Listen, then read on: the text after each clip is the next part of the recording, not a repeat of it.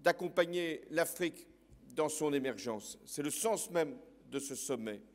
Il est consacré à la paix, à la sécurité et à l'émergence de l'Afrique. Nous devons être conscients des risques que vous rencontrez. Je ne parle plus là des risques liés à des situations politiques ou à des menaces sur la paix. Je parle là de ce qu'est l'évolution, par ailleurs, que vous avez souhaité de la démographie africaine et qui durera encore plusieurs décennies. C'est un défi majeur pour votre continent, mais aussi pour l'Europe, car il faut former cette jeunesse qui arrive. Il faut lui fournir les millions d'emplois que ces jeunes attendent pour décider de leur avenir. Il faut leur donner cet espoir de vivre dans leur pays et de le développer et de participer pleinement à son destin.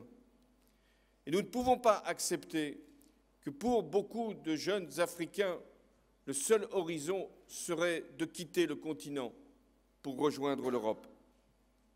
Nous devons donc tout faire pour assurer votre croissance et votre développement. Déjà, vous avez des résultats considérables. Mais je reviens sur la question des migrations. Comment accepter qu'il puisse y avoir encore, à travers des trafics organisés dans des pays qui sont dans le chaos, par des manipulateurs sans scrupules, souvent liés aux terroristes, comment accepter qu'il y ait autant de malheurs qui s'abattent sur des familles entières, avec des jeunes Africains qui meurent noyés dans la Méditerranée? L'année dernière, 5000 jeunes Africains sont morts dans des conditions épouvantables. Nous ne pouvons donc ici l'accepter. Voilà pourquoi nous devons consacrer nos efforts au développement et à la croissance et lancer un appel pour l'investissement en Afrique. J'avais annoncé, là encore, il y a 3 ans, ma décision de porter les engagements de l'Agence française de développement à hauteur de 20 milliards d'euros sur 5 ans pour l'Afrique.